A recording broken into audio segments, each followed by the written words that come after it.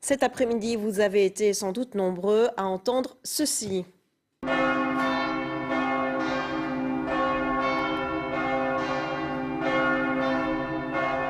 À 16 heures pile, le tocsin retentit dans de très nombreuses villes de France, comme ici à Caen. Les cloches ont sonné, comme elles l'ont fait il y a très exactement 100 ans, le 1er août 1914, pour avertir la population de l'ordre de mobilisation générale. Une sonnerie qui annonçait bien sûr le début de la Première Guerre mondiale. Première Guerre mondiale qui fait l'objet de nombreux récits. En bande dessinée notamment, des auteurs ont profité de ce centenaire pour plancher sur cette page d'histoire. On peut découvrir leurs albums tout ce week-end au festival Le Manchot-Bulleur à Coutances, dans la Manche. Reportage Mathieu Bellingen et Joël Amar.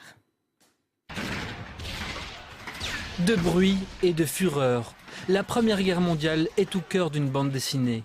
Ambulance 13 raconte les tranchées, les explosions, la bravoure et l'horreur vue par un chirurgien français et sa section. 5 albums ont déjà été publiés. Patrice Ordas travaille déjà sur le prochain épisode avec un grand souci du détail.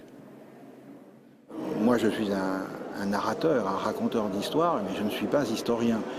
Je sais qu'il y a des gens qui sont très pinailleurs sur l'exactitude du moindre détail, donc on a fait très attention à utiliser le bon vocabulaire, à dessiner les bons objets et à recréer des situations qui ont existé. Et la bande dessinée réussit à peindre cette tragédie.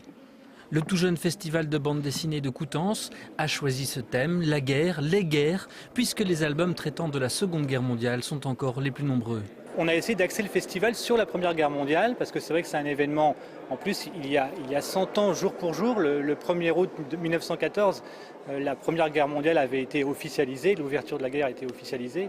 Donc c'est vraiment, comment passer à côté d'un tel événement, ça aurait été difficile.